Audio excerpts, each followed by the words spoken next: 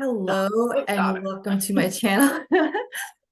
Hello and welcome to my channel. I am here with Jennifer Vatza, and this is the first of a series that I'm going to be doing called, getting people's stories about magic and how they got into magic.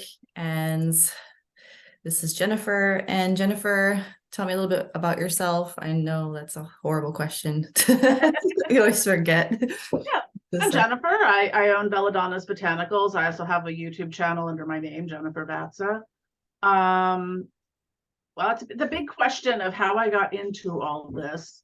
It's a long and winding road. Um, Picking a starting place on said long and winding road. I often joke that I became a witch in Halloween 1980 when my grandmother made me a great, she was a seamstress, so she made me a costume. I had those horrible 1980s plastic masks that were suffocating and awful. But I always, joking aside for that, like even as a child, like there were things that made sense to me. Like I always believed in reincarnation. Not sure who explains that to a 6-year-old, basically Catholic child, but well, actually, I was technically Byzantine Catholic first, then Roman Catholic, but it was always one of my core beliefs. So, and I had sort of the ability, even as a child, to kind of see and hear and sense spirits and stuff like that. So it kind of that's a little bit where it started in that sense. Did So you get to a point where that stopped happening for you? Like, I know some people see spirits when they're kids and then it gets beaten out of them, and then you kind of come back to it. it No. was always there. I mean, I had a lot of past life visions too that kind of went concurrently, from a particular lifetime all the way through my childhood into adolescence and teenagerism. I don't know what you call Teenagerism, it. Teenagerism. whatever it is. Yeah.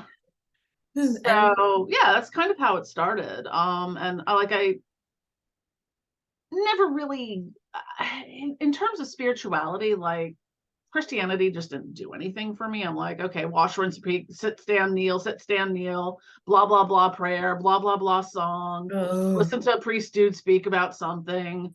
oh my God, I know.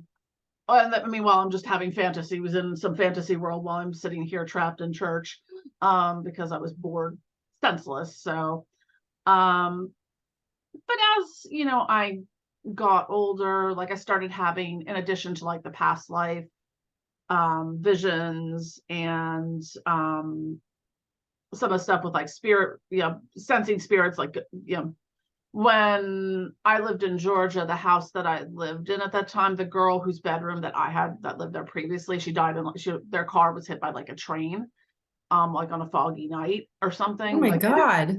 yeah, so like I just remember like kind of being able to see the accident, see all that, like she was showing me it. So I just always kind of picked up on that sort of stuff. But in addition to that, those types of things, I was probably about 12 or 13. I started having more like precognitive dreams. Like I had a lot of plane crash dreams that would precede plane crashes, and the details of the dreams were very mirrored what the plane crash was like, details of it were like. I feel So like there were a lot of plane crashes back then. yeah. But yeah. But So yeah, so you it just sort of kept going. And I went to um Catholic high school, which really kind of really, I was like, all right, this is BS. I'm excommunicating myself from this. So, and I just kind of went down the rabbit hole as far as starting to explore more. I mean, at the time, this is like the early 90s. So, we didn't have those wonderful things like YouTube and Google and stuff. We just had to, go by what was in our local bookstore. My bad, Moon. Seriously. This is literally the first time she's jumped up on there since I moved. She wants to be on camera. Anywho, pesky cats aside, I completely lost my thought. So yes, you had to go by what either you could find at your local library or your bookstore. And at the time, a lot of it was, I mean, sure, you could find, the Satanic Bible or the Necronomicon, but beyond that, it was all like Wicca, Love and Light stuff, a New Age metaphysical things in that sense. So, kind of was dabbling more in that route, though I always kind of felt more of a pull to like the dark side of things. Yeah, same. Yes. That, it was just like, the interest was there. And like, I look back at old writings I had where it's like, battling through angels and demons, like, they both were kind of pulling for, I don't know what the best word for it is, but like, there was that presence in my life. Like I go back and look at things I wrote as a teenager. I'm like, oh, there's Lucifer, there's Abaddon. I didn't realize I knew who the Morrigan was in college, but here we are. It's just, I can now, with the knowledge I have, see how I wrote about things, and it mirrors that. So like, it was very mind blowing to go back and look at things. I'm like, oh, okay, these entities have been with me like my whole life. I just didn't notice or didn't know it, or just, I don't know. But So what would you say is the first like evocation you ever did? first evocation. Well, see, I was a little like, at least early on, I was very much of the like non-theistic ilk. Like I was interested in Celtic mythology and Norse mythology and stuff like that, but I just really wasn't. I think just from having, some of the spirituality beat out of me through Catholic school and like the religious trauma around that, I was just like, I had no interest in like working with spirit deities or spirits or any of that stuff. And it took me a while to warm up to that. Because I was very hesitant to work with the spirit world in any capacity, because I was bad at Catholicism, I guess. So, but it's interesting whether you want to work with the spirit world or not. The spirit world's there. Right, they And still find a way to get to you. yeah, you They might not really do. intentionally be working with the spirit world, but the spirit world's going to kind of, be like, okay, we're going to move you right here to this precise location on this day and this time, because you need to experience this thing to be a catalyst for something. Right. That happened a few times. I'm like, that was weird. There's no reason I should have been in this place to do this thing that just, happened. And I was like, all right, there's something else going on out there. I think that happens a lot more than we know. Yeah, but I got away from my spirituality for a long time, because when I was married, my ex-husband was a very pragmatic atheist, agnostic. I became a very, very pragmatic atheist and agnostic. I just kind of pushed down a lot of, the witchcraft stuff and the spirituality, but it would always come to me through my dream world and stuff like that. So, and then after I got divorced, I was like, well, I can do whatever I want now. That's funny. That happens to a lot of people. I just had a question I was going to ask you. What was it? Oh, what did you do for work before you were self-employed? Oh, that's a good question. A little bit of everything. Yeah. God. So I have a bachelor's degree in art history and studio arts, and photography. My initial major, I did my college stint in two different areas. Originally, it was a fashion design major of all things. Really? Yeah. Decided one fundamental flaw in that plan: I hate sewing. Huh. You just have So other people sew for you. yeah, well, yeah, but you can't get a degree in something unless you know how to do every single thing. I'm like, Right. can't I just go be like Vivian Westwood and be like, make it so? Right. That's what I think of when I hear fashion design. I don't think of me actually sewing things. Yeah. Yeah, I guess that makes But sense. so that, I worked retail, I worked in hospitals for a few years doing like nursing technician kind of stuff. I was death girl, only person who could, manage to deal with people after they, passed, and the post-mortem care, going to the morgue and whatnot. It's a funny, shocking, I know. I can definitely see you doing that. And then I just kind of, ran the mill of office work for up until this. I mostly worked in academia. I did work corporate briefly. Let's see, I bounced through risk management, insurance, and I still have no idea what risk management really is.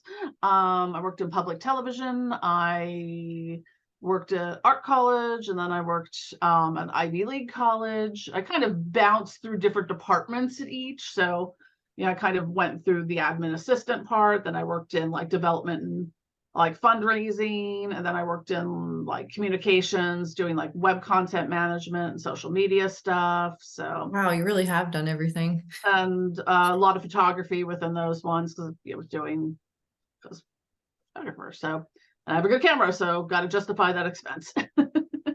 Yeah, I have done a little bit of everything. But how Because long have you been doing your business for? I started my business also slightly after I got divorced in 2018.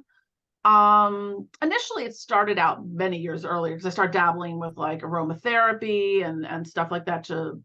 Initially it started on the more therapeutic side for like stress and sleep stuff, and I started using essential oils. And um after I got divorced, I kind of got more in, I was getting more into it like around that like time and 20, actually probably about 2015 to 2017 more so. And I kind of was like, oh, I'd love to open an Etsy shop someday, back when Etsy didn't suck. And so I started getting my certifications after I got divorced because I was like, hey, I got divorced, got my divorce settlement. I'm like, bought a house at the time and started a business. Funny And how we just bloom after divorce is weird. I know, I mean, but Like also like it's like they were holding us back or something. yeah. Yeah, so it's like part of the reason I had started the business was as like a side hustle because with what I was making at the time, at my university job, I quickly realized that I was not going to be able to afford my life Yeah. without some extra, like a little chunk of extra money a month. Plus you like doing it, right? That stuff. Yeah, I so really I like it. started this as a side hustle, like I had like a 5-year plan of where I wanted to be, and now it's interesting because I'm like at the 5-year mark. Um, What kind of stuff do you sell? Like, show me one of your products. let's see what I have behind me. I have lots, well, Doom oil. I have lots of Ooh, oils. So I just over the past year, I've been converting because I used to sell them. I used to sell them in the little half-ounce bottles. This is oil. nice. I like your So labels. yeah. Luckily, with going to art school, I can design a lot of the stuff. So I have all Awesome.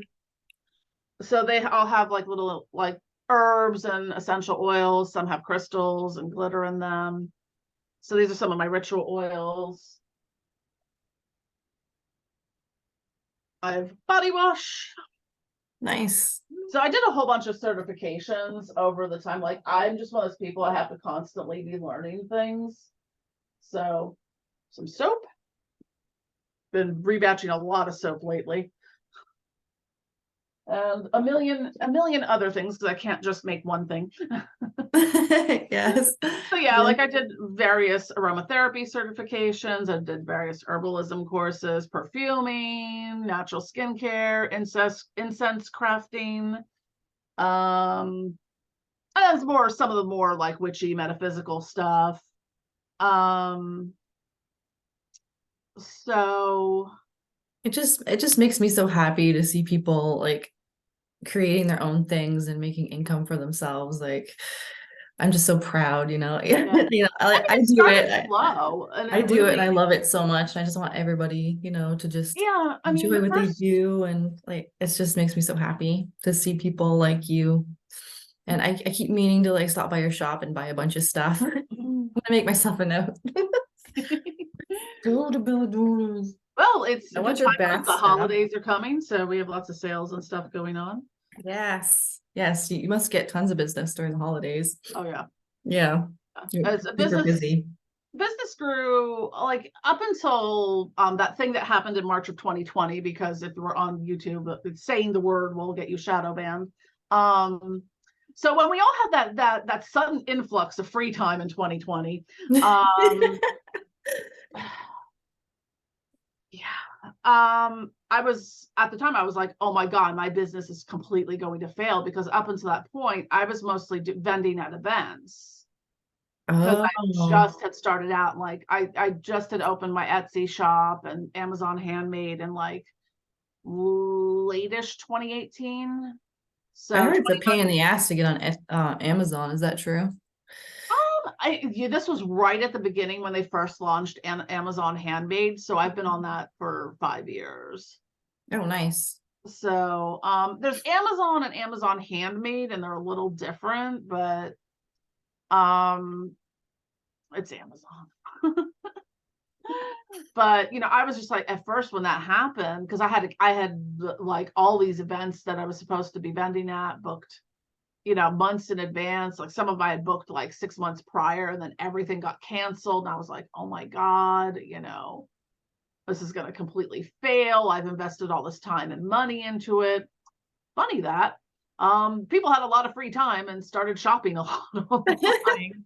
So like my revenue from like 2019 to 2020 like just went up, like I don't even know what the mathematical percentage of it would be, and what it went more than doubled. I tripled or quadrupled even It did for at me as well. Like that people time. people online were like, I'm broke, I'm not making any money. It's like I made so much money this year. Yeah, Like I made more money than I've ever seen in my life. yeah. Like, I, And I was still working at my depends on what previous you're day doing. job through 2021, and business still picked up in 2021. And then it picked up to the point where I was like, okay, I'm comfortable at this point, when we were able to, after that thing, start going back to work. Because I worked at a college and university. So I was kind of like, I can't, with how much work I have to do for the business, I can't be going into an office however many days a week, working the good old 40-hour work week, and keep the business up and running with the volume that it was. So I made the Right, that's too decision to much. do this full time. So I've survived doing this full time for 2 years, through all the inflation and economy tanking and stock, was it supply chain issues, and the That's cost of amazing. supplies going up exponentially. Like the labels I use for my products, I get them in like it depends on the type of label. Like I print them out, so these are just ones. So, I get them in 100 packs. I print them here, but Hmm. the 100 packs of the labels used to be 99.95 or something. They're now like 123.95. So they've gone up that much. Right.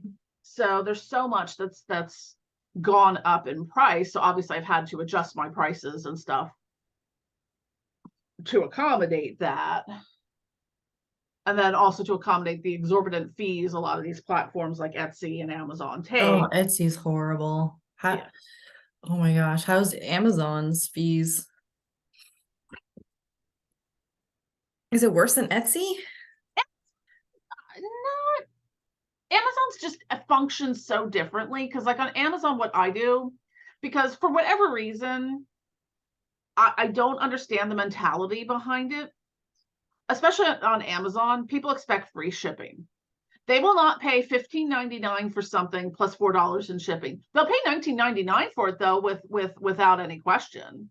So I just bake the free shipping cost into, because most of my sales on Amazon are one thing at a time. Occasionally someone will buy two things or something like that, but about 99% of them are single unit sales. So to add on the extra amount for shipping is into the price made sense to custom tailor it to that platform. So they have their transaction, their fees and stuff like that. I think they're probably less than Etsy, to be honest, because Etsy just charges you for so many things, and there's Yeah, so many they things you do. can't opt out of. Like past a certain point, you can't opt out of the offsite ads. So anything that comes in, like if you do a Google search for something and you see the Etsy listing, you click on that. Even if you don't buy it, we still get the like advertising, fees, because you Yeah. clicked on the offsite ad. And if you buy something from the offsite ad, then Etsy gets an even bigger cut, but you can't opt out of it past a certain point. So, um, Who would you say like uh like spirit wise helped you the most with your business? They've all helped in different ways. Like I found, I think, yeah, I work with, well, like my wealth magic I do sometimes, but that's a little overarching. Like I worked with Mammon on a lot of stuff over the past couple years for that. Abaddon's helped a lot in some ways. Lucifer, like early on, Azazel might have as well. I don't know, they just all pop up and give me ideas for products. Right, and I feel like they give you like certain situations too where you have to figure something out about yourself, and it always Mhm. like has to do with your business in the end.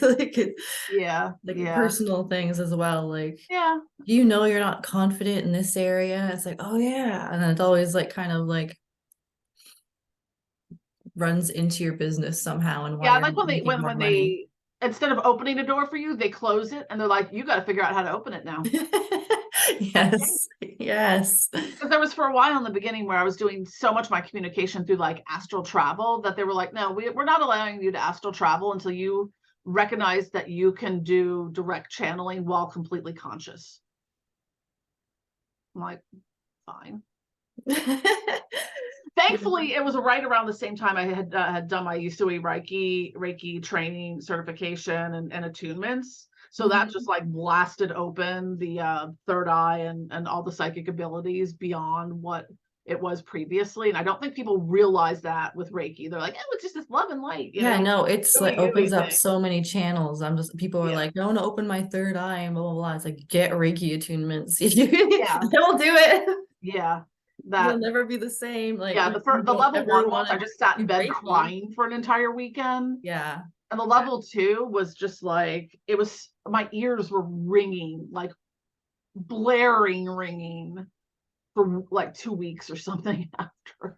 But yeah, like I noticed like access to things like spirit guides, all the stuff that was a little bit more hidden or harder to access just became so much easier. And it really does enhance and boost your ability to do divination, to do like channeling and mediumship and things like that. And even when you're working on people, you'll start to see stuff or sense stuff, and um or you'll see, like I've seen other people's spirit guides, or like Santa Muerte always pops up for people. Like every single person I've worked on, like always there's like a little Santa Muerte like hovering around, energy hovering around them. So, Yeah, interesting. All right, well, I'm running out of time here. So, all right, thank you very much, Jennifer, for coming on. sure. And so what is your website again? It's belladonnasbotanicals.com, and my Do you have YouTube an Etsy channel page? is at Jennifer Vatza. There might be a dash or space in there. I don't remember. Awesome, awesome. Yes, go get Jennifer's stuff. She obviously does an amazing job. She supports herself full time selling these things, and she's just a all around wonderful person. So with lovely hair. All right, well, thanks, Jen. Thank you.